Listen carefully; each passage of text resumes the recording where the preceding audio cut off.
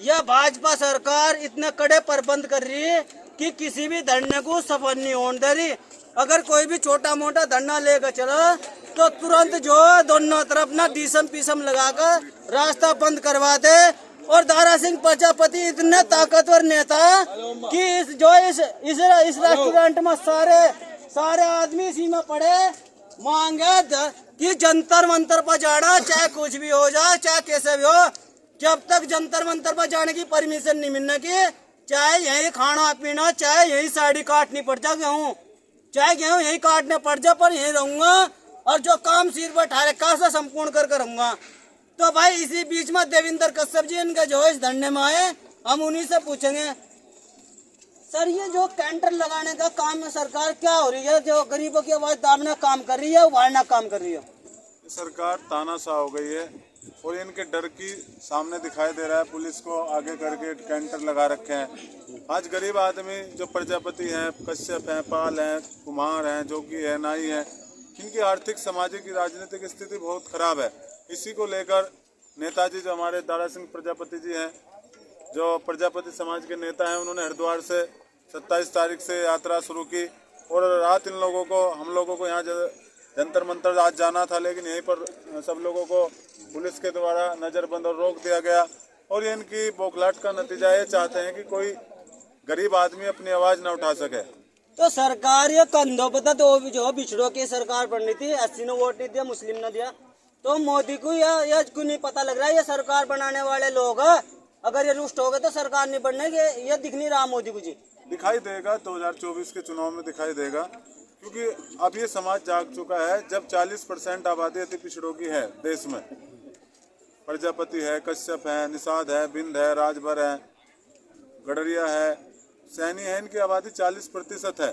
तो मांग हमारी यही है, दारा सिंह प्रजापति जी और सबकी, कश्यप समाज की भी यही मांग है कि अगर 40% आबादी है तो 543 सांसद देश में बनते हैं, तो कम से कम 200 सांसद अति पिछड़ी जातियों के बनने चाहिए।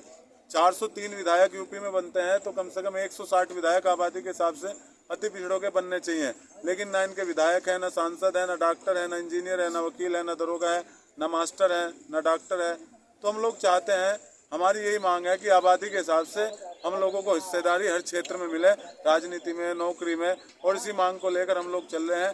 रोहिणी आयोग मोदी जी ने बनाया था, तो रोहिणी आयोग की रिपोर्ट में कहा गया है पिछड़ों में अति पिछड़ों का आरक्षण अलग किया जाए, जो 27% है उसका बंटवारा किया जाए। उसी को लेकर, जातिगत जनगणना को लेकर ये यात्रा निकाली जा रही है। और सरकार को बता देना चाहते हैं, प्रशासन को बता देना चाहते हैं कि हम लोग रुकेंगे नहीं, अब हम लोग अपनी मंजिल तक पहुँचेंगे और अपनी मांग को पहुंचाने के लिए जंतर मंतर जरूर जाएंगे। भाई ये देखो, ये लोग वो है जो भगवान की मूर्ति को बनाने का काम करो और उसी को जो सब समाज पूजो। और आज इन्हीं लोगों को रोका गया, प्रजापति समाज मिट्टी का काम करो और मिट्टी को जो नुकर कर को बर्तनों में भगवान में तब्दील कर दे। ये बताओ जी, ये काम जो रोकने का काम सही है गलत है? गलत है। तो कैसे करोगे? दिल्ली जंतर मंतर कैसे जाओगे? मैं नितिन कुमार प्रजापति, मैं ये कहना चाहता हूँ, हम प्रजापति हैं, हम घड़ा बनाना जानते हैं, भगवान की तस्वीरें भी बनाते हैं जिनको ये अपने घरों में रखकर पूजते हैं।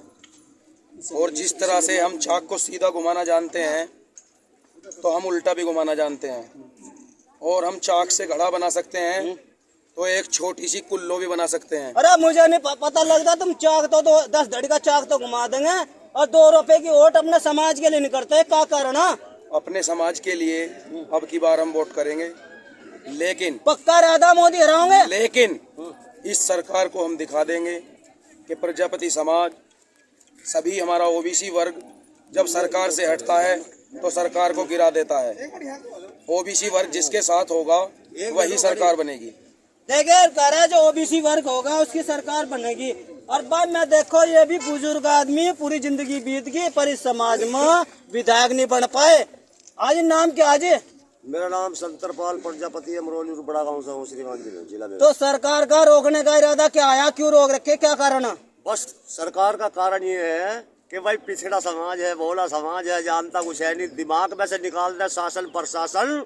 ये वही समाज है जो आज जागरूक है, सड़कों पे से मजबूरन आना पड़ा। अच्छा जी। हाँ जी, अपना हक लेने के लिए किसी से भीख मांगने नहीं है, अपने हिस्सेदारी मांगने आए हम। और सरकार तो वोट से डरा और वोट तुम दे रहे फूल को, फिर कैसे डरेगी सरकार? हम फूल को वोट देना जाना है तो अपना हक भी तो मांगना जाना है, हम भीख नहीं मांगना है, अपना हक मांगना है। हम मैं तो तुम्हें लॉलीपॉप देकर वोट ले ले, 5 साल तो मौज करो, फिर मौज करेंगे तो अब क्या उसे बता देंगे हम वोट लेने वाले को कि ना कुछ वोट चाहिए या सपोर्ट भी चाहिए। स्टिकर लगाएंगे, हिस्सेदारी नहीं, हिस्सेदारी नहीं तो वोट नहीं, तो वोट नहीं। साफ साफ शब्दों में कह देते हैं कि हिस्सेदारी नहीं तो वोट नहीं।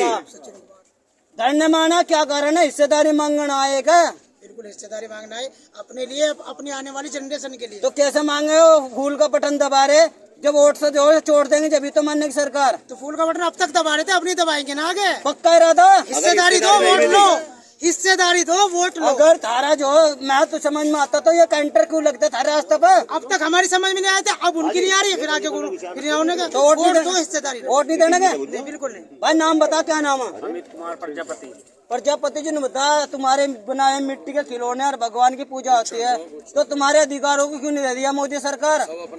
यो मोदी सरकार सबसे निकम्मी सरकार है। इस सरकार को हम दिखा देंगे, जितने भी युवा नौजवान है वो सब जागरूक हो चुका है, जितना भी प्रजापति समाज है वो रोडों पे आ चुका है। हिस्सेदारी नहीं तो वोट नहीं। अरे तुम 5 किलो राशन के चक्कर में उड़ते रहे। अजी 5 किलो राशन, मिट्टी का तेल भी राशन वाला खा गया, वो नहीं मिलता। अच्छा जी। आज भी झोपड़ पट्टी में डिबिया की रोशनी भी नहीं जलती। तो अनुकार नाम बताओ जी, क्या नाम है? मेरा नाम डॉक्टर नरेंद्र कुमार प्रजापति है और जो अधिकार दारा सिंह जी लेने जा रहे हैं, यदि ये काम हो जाता तो आज मैं घर से बेघर नहीं होता। मैं घर से बेघर हो गया तो हूँ। 5 किलो राशन नहीं मिल रहा, घर से बेघर कहाँ से खाओ पियो?